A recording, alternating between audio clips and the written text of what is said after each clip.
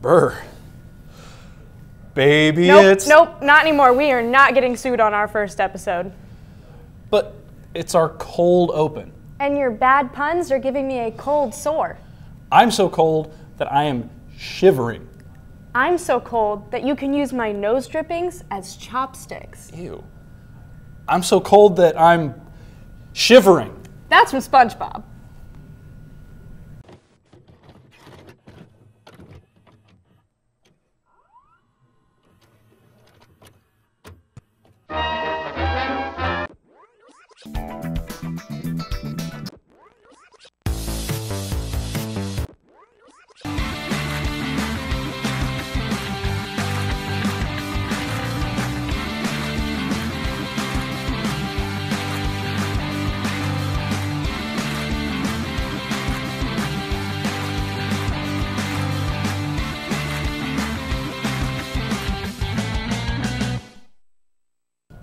Hello and welcome back to The Real Deal, Ball State's premier entertainment news show, and I'm your host, Anastasia Scott. And I'm Tyler Landis. We're back from break, and as you can see from Anastasia in here, we've been hitting the gym for our New Year's resolution. Yeah, with some of us having more success than others. Well, if we're gonna get rude, let's just cut the joke off here. I'm just trying to get into character. Well, your character is rude, Noah. You ruined the surprise. I had a big musical number to introduce myself. I mean, I'd still really like to see that. You know what I'd pay to see? If we introduced ourselves to get to Logan's segment. But if we introduce ourselves, then they'll be after us. Luckily, Logan has an escape room for us. Well, in that case, I'm Abby Perry. And I'm the other half to your new host, Noah Bullard. So, speaking of that escape room... Here's Logan Lewis while we go into hiding. Remember when escape rooms were cool? Yeah, like 2 years ago? Well, Hollywood has finally caught on and made a movie about them. But is it any good? The short answer, no, it wasn't. The long answer is what I'll be explaining right now. The movie follows 6 different people through a deadly escape room scenario. We get an intro of a few of them prior to them all meeting, but the majority of the movie has them all together. The intros were bland at best. The main girl is Zoe Davis, a smart college student who has a hard time talking in class. The intro for her legitimately made me chuckle. It tried so hard to tell you that she is the final girl. They didn't try to break the mold at all. It hurt my head how copy-paste it was. The second intro is for Ben, a man-child who works at a grocery store and is a disappointment. That's his whole arc, being a disappointment. Nothing else matters about him. He hardly matters as a character. I didn't care for him in the beginning, and I didn't care for him in the end. The third intro is for Jason Walker, a stock market employee who's kind of a douche. And that's all his intro says about him, that he's a douche. The rest of the characters finally meet at this facility where the escape room is, a large, ominous building. The game starts, and they realize how much trouble they are in. I have to admit, the effects were cool. The room designs were interesting, and the ways they had to get out of the rooms weren't obvious. That's one of the few good parts about this movie. Another good part was the slight unpredictability. The movie starts by showing what appears to be the end of the movie, but in actuality, that isn't the case. We also see final girl Zoe die, but she comes back in a pretty cool way at the end. Overall, the movie was mediocre at best. Obviously a cash grab for the trend that is an escape room. They were way too late on making this a movie, as I hardly see anyone go to escape rooms anymore. The movie did have some interesting twists and turns, as well as some decent dialogue, but it was not worth the admission price. If you do want to see it for whatever reason, I'd wait till it's $5 on YouTube. You can see way better movies for the price of a ticket right now. Like Aquaman, which my old buddy, old pal friend Tierra will be talking about later in this episode. Escape Room gets a 2 out of 5 for me, and me trying to escape the theater near the end. I'm Logan Lewis, aka The Independent Variable. Back to our lovely new hosts. Thanks, Logan, for the first segment. Meanwhile, at the UML, One woman. attempts to summarize 3 movies for... The Real Deal. But I'm Dirty Dan. What makes you think you can be Dirty Dan? I'm dirty. I'm uncomfortable. Let's have Shelby Deal, The Real Deal, take it away. Hello everyone, welcome to a new semester. I hope your break was filled with lots of trips to the movie theater. If it was, I hope you're not totally movied out because I got some trailers for you for movies coming out soon. The first movie trailer I'm going to review is Avengers Endgame. This highly anticipated conclusion to the current phase of the Marvel Universe movies gets its first little hint of what will happen. The movie follows the events after Infinity War, with the remaining Avengers scrambling for their lives or a purpose, or just something to hold on to. The best part of the trailer is the beginning, showing Tony floating through space with only oxygen to last him through the next morning, saying goodbye to Pepper. This immediately revamps the stakes of the last movie, with 50% of the universe's population disappearing with a snap, by having an institution of the franchise so close to death. This is an instant reminder of what happened in the last movie, and it increases the need to see what will happen in this movie. Another great part of the trailer is close to the end, where Scott Lang shows up to where Captain America and Black Widow are, asking to be let in. This part is kind of funny because he feels like he has to remind them who he is. It's sort of the comic relief of a rather sad trailer, which is nice. The worst part of the trailer is the Marvel logo turning to dust like half the characters, because that is just mean. The movie comes out April 26th, and I will definitely go see it because I have seen every other one. The next movie is Spider-Man: Far From Home. The movie follows Peter Parker going to Europe for a school trip during the summer. It doesn't stop there, of course, when Nick Fury shows up requesting Spider-Man's help to deter Mysterio's destruction all over Europe. The best part of this trailer is the lighthearted comedy sprinkled throughout, much the signature of the first Spider-Man movie. The trailer opens up with a scene of some awkward flirting between Aunt May and Happy, with a very confused Peter looking between them. Another scene is MJ giving Peter a hard time for calling her pretty and calling him pretty in return. Then there is a scene where a group of students sit around a television watching Mysterio save the day, presumably, and Flash says that he is no Spider-Man who helps out around their neighborhood. There is a funny sort of irony about this scene, as his next line involves the word dickwad aimed at Peter. This lightheartedness is very refreshing after a dark Infinity War, and it will probably be refreshing after Endgame as well. The rest of the trailer is quite perplexing, as it issues more questions and doesn't answer any of them. Mysterio is presented as a hero in this trailer. Isn't he supposed to be evil? And isn't Peter supposed to be dead? He died in the snap. That begs the question, does the snap get undone? Does this movie take place before Infinity War? I guess all these questions are good because it makes me want to see it even more than before, which is impressive. The movie comes out July 5th, and you will definitely see me in the theater. Us is the next trailer we will be looking at, which is another horror movie by Jordan Peele. This movie follows Adelaide Wilson, who takes her family to the beachfront home where she grew up. While she's there, she becomes increasingly more paranoid that something bad will happen to her family. And she's valid in that, as a mysterious family with masks on show up in her driveway. Also, when those people take off their masks, they look exactly like her and her family. The best part of this trailer is the overall creepiness of it. First of all, the transitions from each scene in the trailer are drops of dark blood on a white background. Not a very serene image to keep pounding in the audience's head.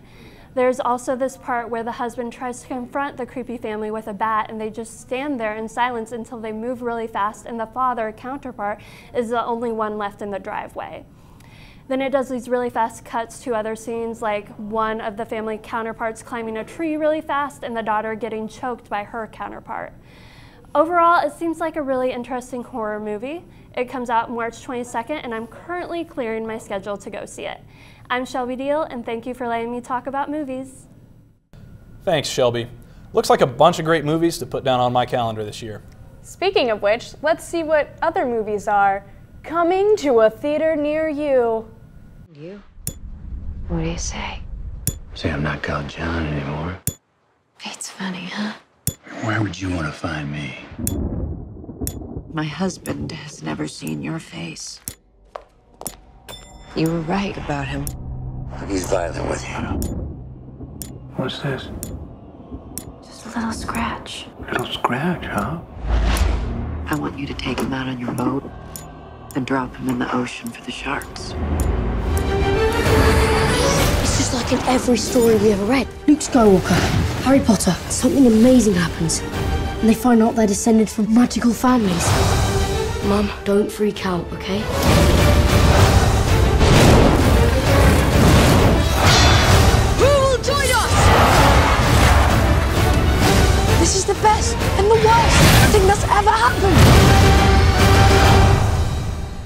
hail the once and future king.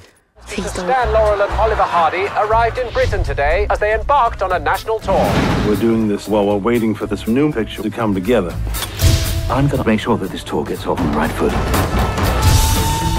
There it is, the Eiffel Tower. It's amazing that you two are still going strong. Still using the same old material. Here they are. Such a wonderful reception, isn't it, Ida? It's okay. 2 double acts for the price of 1. Hot take. Andrew Garfield is the best Spider-Man. Well, Noah, this is your first and last day as host for The Real Deal. Number 2, emo Spider-Man. All right, can we fire him? And of course, number 3, Shinji Toto. Anastasia, please come back. And here to back up my opinion, Parker Carlson. Let's settle this dispute and definitively say that Andrew Garfield is the worst Spider-Man. In all seriousness, though, each actor has their pros and cons when it comes to their interpretation of Spider-Man. I, along with tons of people online, believe that the general rule of thumb is that Tobey Maguire has the best Peter Parker, Andrew Garfield has the best Spider-Man, and Tom Holland lands somewhere in between. But this past year has shown some absolutely great material for Spider-Man as a whole. His comic book run got a soft reboot into something more coherent. He appeared in the best blockbuster movies of the year, and he starred in arguably one of the best games released in 2018. This year of Spider made me go back and rewatch all the old movies and reread the Ultimate Comic line. And it changed my mind about the 3 lineup of actors' portrayals. While what I said about Tobey and Andrew, I still think is true, I did pretty much have a turn on Tom Holland's Spider-Man. While I've been known to show disdain towards the Marvel Cinematic Universe, I can't deny that all the characters on screen are really good depictions straight out of the comic books. Except for Spidey. After Sony and Marvel's last-minute joint effort to squeeze Spider-Man into Civil War, they even had a cut ready for release without Spider-Man in it entirely. It makes sense that they didn't give too much time to give his character the proper justice. I mean, the core foundation of Spider-Man is an underdog hero who manages his dual identities along with his responsibilities. It's kind of hard to root for an underdog hero when he has a multi-billion-dollar entrepreneur watching over him. Tony Stark giving him the suit, fixing the ferry, making him yet another Iron Man-esque suit. It all just gets annoying to see Peter Parker's problems get solved for him. And I rewatched Homecoming this past year, and almost all the consequences of leading a double life are dropped for the plot to keep going. Remember how he ditched his academic competition team multiple times throughout the movie and he still gets no penalties? Yeah, the screenwriters did too, so they lazily threw in a crappy joke about it to hope that nobody noticed how weird it is for Peter to dodge his responsibilities. It gets so tiring that by the end of the movie, I'm rooting for something to go wrong for Spidey, so hopefully I can see some actual conflict. But I know people are gonna be screaming that Homecoming wasn't a bad movie, and they're right. It's a good superhero movie, but a terrible Spider-Man movie. Look at Sam Raimi's Spider-Man 2, one of the best comic book movies ever. Half the runtime is with Peter Parker without any superpowers. PS4 Spider-Man has a ton of gadgets, yeah, but the best parts of the story were the beats not involving Spider-Man, but Peter Parker. Marvel forgot that besides the mantra of with great power comes great responsibility, Spider-Man, and more importantly, Peter Parker's character, is all about the idea that people can fail no matter if they make the right choice or not. It's better to save New York City than go on a date with MJ, but both the people of New York and MJ will be upset. That's why I love Peter Parker as a character. He's one of the most realistic depictions of life in any form of media. I hope that Far From Home fixes the past mistakes and lets Peter Parker shine instead of Spider-Man. I think Tom Holland has a really great shot at being Spider-Man, but if Marvel plays their cards right, then an amazing job at Peter Parker. That just goes to show that as interesting as a high-tech suit is, it's what's under the mask that counts. See you later. I'm Parker Carlson. Thanks, Parker. Mostly for agreeing that Andrew Garfield is the worst Spider-Man. In your face, Noah. Parker Carlson is Spoderman. Having a stroke there? Now on to the best Aquaman. Tierra would literally fight you if you get this wrong. I mean, I was just reading an article on actors who could be a better Aquaman than Jason Momoa. Armie Hammer, for example. Care to give your rebuttal, but more importantly, your review of Aquaman, Tierra? 2017 was a strange year for the DCEU. The summer's Wonder Woman was hugely successful. It made over $800 million worldwide. Women and girls all over the world were dressed up as Diana Prince for Halloween. And even for myself, I remember bursting into tears watching it because seeing a woman being strong, heroic, and fierce was something that was so overwhelming that it still gives me chills to this day. So after 2016's mixed bag of Batman vs. Superman and Suicide Squad, which both received mixed reviews at best, people were sort of hopeful for what the future of the DCEU had to offer. And then Justice League came out, and it was plagued with a slew of production issues, and it showed. The film was both objectively and subjectively a mess. 2018 was essentially going to be a comeback year for Warner Brothers and the DCEU. The first trailer for Shazam was released, and in December, Aquaman was finally released to the masses to mostly positive reviews. And this is going to be another of them. Aquaman stars Jason Momoa, Amber Heard, Nicole Kidman, and Willem Dafoe, and it chronicles Arthur Curry's story of becoming the king of Atlantis. The film picks up right after Justice League, and he's approached by Mera, the princess of a neighboring kingdom, Zebel, and Mera tells Arthur that his half-brother King Orm is preparing for war against the surface world, and it could kill millions. Reluctantly, Arthur agrees, and he's sent on a journey of self-discovery, figuring out who he is and where he fits in the world. The film wasn't perfect. Some of the acting was a bit hokey, and there was a scene where Mera and Arthur literally walk out of the ocean and a Pitbull remix of Toto's Africa plays. And it's absolutely ridiculous, but a lot of the ridiculous moments are what made this film for me. As a fan of the comic books, Aquaman and his stories in Atlantis are sort of silly, and James Wan totally and wholeheartedly embraces his comic roots. There's even a reference to a character from the comic books, a friend of Arthur's, a giant drum-playing octopus named Topo. Aquaman doesn't try and hold anything back. It knows exactly what it is, and it's silly undersea fun. Jason Momoa is clearly having the time of his life, and Patrick Wilson practically shouts every line he delivers, but despite the silliness, there's a whole lot of heart in this film. These characters are beloved by many, not just me, and so seeing Wan take these characters and give them good arcs and treat them with respect and care was something I was so thankful to see.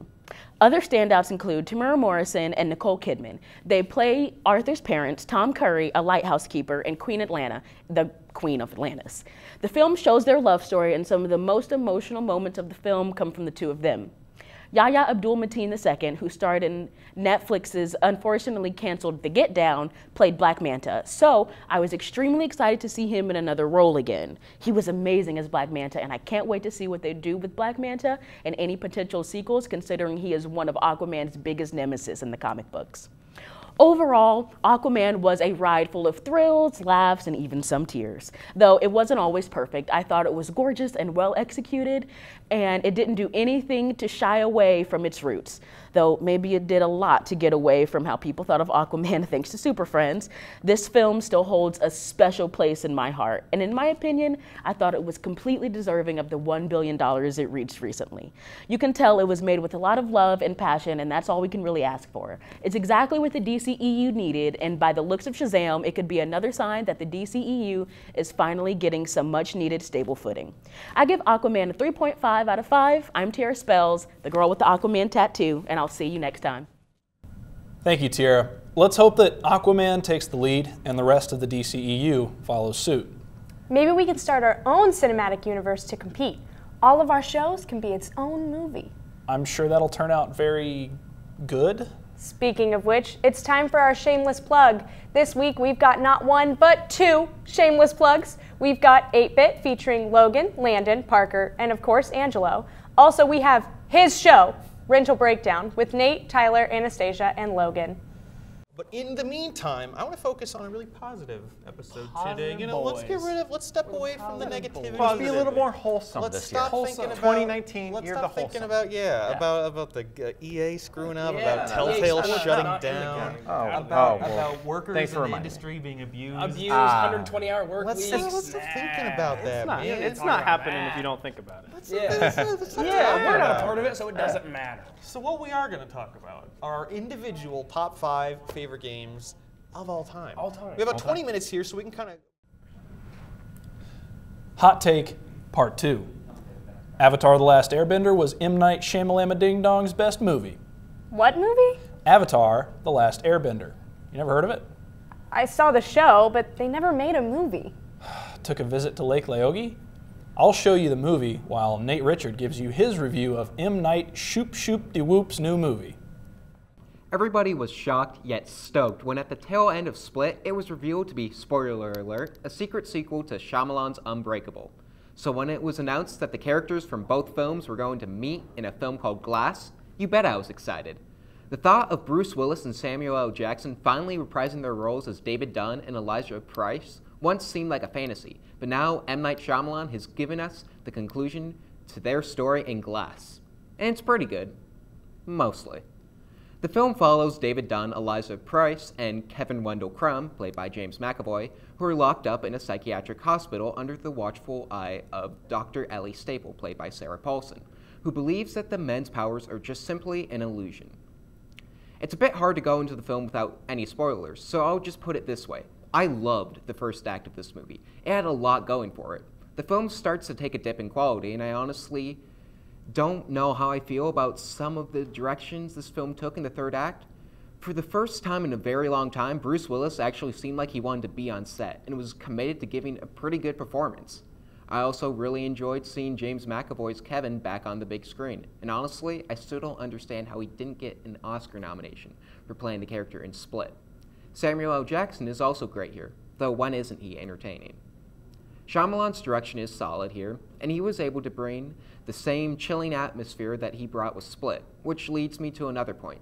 The thing about Glass is that it feels much more like a sequel to Split than it does a sequel to Unbreakable.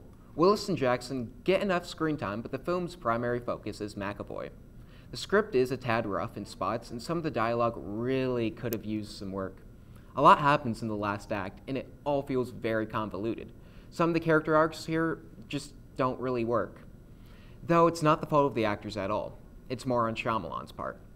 There's hints of a truly incredible film in Glass, but we ended up getting something that was still very good, but not on par with what it could have been. It's incredibly entertaining, well acted, but heavily flawed, super... Can I start that paragraph over again? I'm sorry. There's hints of a truly incredible film in Glass, but we ended up getting something that was still pretty good, but not as great as what it could have been. It's incredibly entertaining, well acted, but it's a heavily flawed superhero thriller, and I'm giving it 3.5 stars out of 5. Until next time, I'm Nate Richard. Thanks, Nate, for the great review. So, what did you think of the movie? It was... fantastic? Mind-blowing? Life-changing? No, I think I'm going to cleanse my palate with something good, like the Back from the Dead Brooklyn Nine-Nine. 1, I'm insulted. Is that it? 3, yes it is. Wow, you know who else can't count? Angelo. He doesn't even know that it's actually Brooklyn 6-6. I think you just have dyslexia. At least I can read that it's Agnolo Oriema here with his review. For 31 hours, Brooklyn Nine-Nine joined the ranks of Firefly, Daredevil, and Freaks and Geeks on the list of beloved shows canceled way too soon. Thankfully, NBC swooped in to wrong Fox's mistake not long after the sitcom's abrupt cancellation to save it and bring it to new, greener pastures. Brooklyn Nine-Nine has gone on to premiere 2 episodes of its new season so far, its first on its new home channel, and the results have been great. It's the same show that we've come to love alongside the same ridiculous setups, surprisingly fleshed out characters, and comedy ranging from absurd and brash to dry and understated. Now, the show's success in regards to its content is no surprise, but the swarms of people raving about it and bringing every episode to the top of Twitter's trending topics has definitely caught me off guard. And I mean this, no doubt, in the best of ways. Brooklyn Nine-Nine has often been vastly overlooked throughout the majority of its runtime on television, not holding a candle to its peers in terms of mainstream popularity. For every dozen treat-yourself memes from Parks and Rec or Dwight memes from The Office, you'd be lucky to find one person talking about Raymond Holt and his squad at the 99th Precinct. And on one hand, I'm totally cool with that. Because on one hand, fan bases and communities can often indirectly bring down a reception of a product. But on the other hand, it's broken my heart to see it overshadowed in the past by its vastly more successful peers because, well, it's better than the majority of them. Now, don't get me wrong, but its two most obvious contemporaries to compare it to are The Office and Parks and Rec, which are shows that I really, really like, and I understand their mainstream appeal and their critical reception. That being said, as far as my previously mentioned hot take, their writing, joke structure, and character development just don't hold a candle to Brooklyn's. It's as simple as that. The Office in particular is a show that's largely structured around pretty selfish, pretty unlikable people in my opinion, and this works really well with its dry and awkward comedy, though it seldom gives me a reason to care about the repercussions that the characters often face. Likewise, Parks and Rec bolsters an absurdly likable cast, but can often get too wound up in its overarching plot lines to really make for a contained, comedy-centric episode. The humor takes the backseat to a well-made and well-structured show, and again, that is not a bad thing. It works, but it often fails to find the happy medium of what I'm looking for out of a sitcom.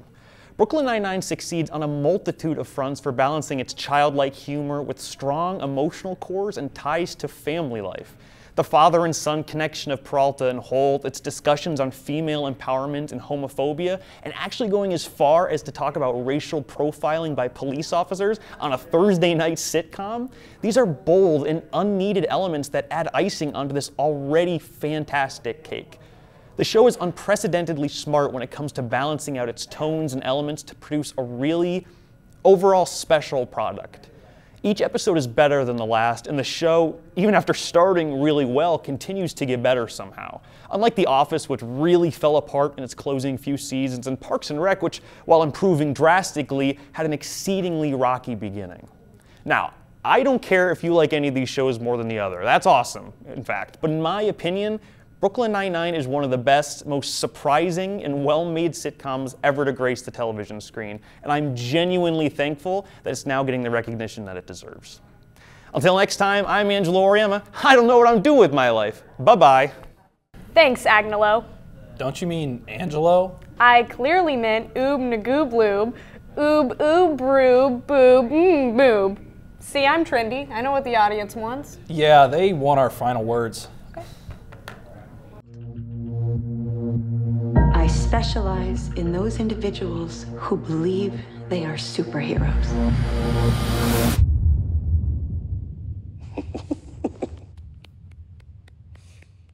Good for you. All right.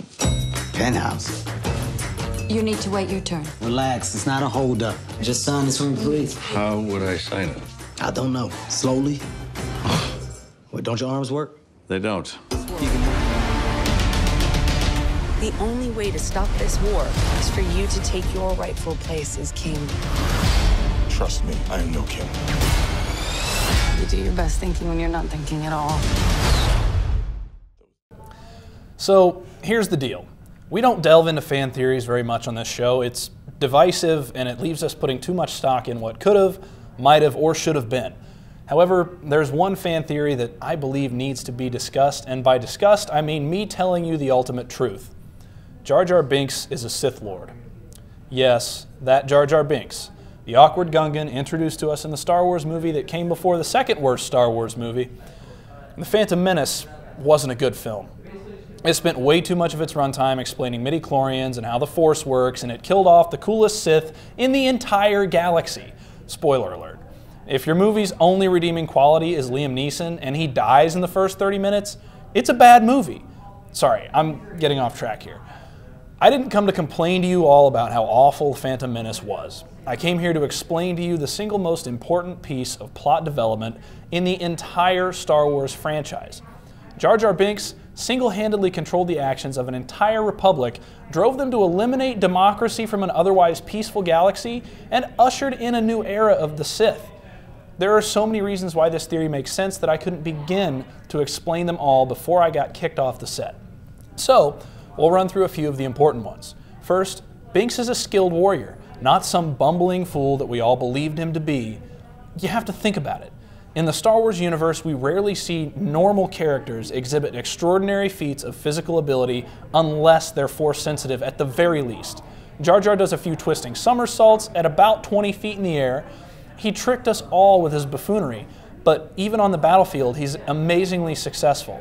He takes down a tank, unleashes a barrage of bombs on the droid front lines, and targets multiple enemies, very precisely I might add, with a blaster that's wrapped around his ankle. Jar Jar's fighting mechanics even fall in line with an actual martial art. Sui Quan, or the Drunken Fist, is meant to imitate the drunken, staggering movements of someone under the influence of alcohol. There are at least 6 side-by-side examples of Jar Jar imitating actual Drunken Fist moves on the YouTube. Also, Jar Jar dodges a blaster bolt in one scene. He's also acutely aware of his surroundings. He notices a destroyer droid out of his line of sight in the middle of a raging battle. Here's the big reason. Jar Jar is a master of Jedi mind control. People hate him because he influences major plot points. 2 Jedi on a real mission would never bring along someone of Jar Jar's idiocy. No fool like him would ever be made a general, nor would he have been made a Republic senator. How could Jar Jar Binks really convince an entire galaxy to abandon democracy? Jedi always exhibit some sort of physical movement, like a wave of the hand or a not-so-subtle head nod. And Jar Jar does exactly this when speaking to the Galactic Senate. Jar Jar's plans not only become evident when you view his character in this light, they become supplementary to Chancellor Palpatine's agenda. Jar Jar and Palpatine are both from Naboo, which, in the scope of the Star Wars universe, is basically growing up down the street from each other. Finally, if Jar Jar doesn't serve as at least a co-conspirator to Palpatine, why do they still hang out in Revenge of the Sith? Jar Jar is embarrassing. He can't walk 5 steps without falling all over himself. Jar Jar was supposed to be the dark side equivalent of Yoda, and when people hated him, the writers shoehorned in Count Dooku to take his place. Anyway, that's enough rabble for now. Hopefully I've piqued your curiosity enough to look this up and give it your own thoughts. Now, I'll give Abby a chance to talk about Clint Eastwood, another wrinkly old outcast. This weekend, I was watching the Weekend Update on Saturday Night Live. Pete Davidson made a great return. We're glad you're okay, buddy. And he brought a very special guest, John Mulaney. The pair talked about a movie they had recently seen called The Mule. John gave it his stamp of approval, so I decided it was a move to get out of the house on this cold weekend and give it a watch. The Mule is essentially about a man named Earl, played by Clint Eastwood, that has dedicated his whole life to his flower business, losing a relationship with his family. He loses his company to the internet, which he hates. He is desperate for money, and the drug cartel is desperate for a good mule to carry their goods. That's where the story begins. This little old man is working as a mule and is nearly undetected by the FBI in hot pursuit to bring down the cartel. He is undetectable because there's just something about him. He works his magic with the ladies, helps several people in need, saves businesses in his town, and makes friends with everyone, telling them the lessons that he has learned along the way. This movie had everything: a solid backstory, emotion, suspense, humor, relatability, and a realistic ending. Yeah, that's right, I said it. Realistic. So many movies I have seen lately have had such unrealistic, predictable endings. This one didn't end with rainbows and sunshine, but it also didn't end with gloom and doom. But that's all I'm going to give you on that. This movie also presents a valuable lesson. At the end, Earl says that family is what is important and none of that other stuff matters. This is a message people need to hear sometimes. Mulaney and Davidson said that Earl is the superhero of old people.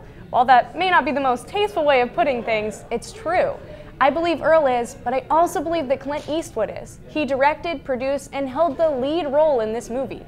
This nearly 90-year-old man was truly a superhero and putting in all that work for a truly incredible movie. This goes without saying, but I loved the movie. I would give The Mule a 9 out of 10 because nothing's perfect. I wouldn't regret listening to Mulaney and Davidson. It hit $93 million at the box office this weekend, so we aren't the only ones that loved it. That's all I have for you today, so as soon as this is over, head out to the theater. Well, I think that was a great first episode. Sure, I guess. I just can't wait for more chances to stretch my comedic prowess. Right. Well, until then, if you want more from us here at The Real Deal, check out our Facebook, Twitter, and website for all things entertainment. I'm your host, New Boob Boobaloo. And I'm Ooby Poobarooby. See you next time on The Real Deal.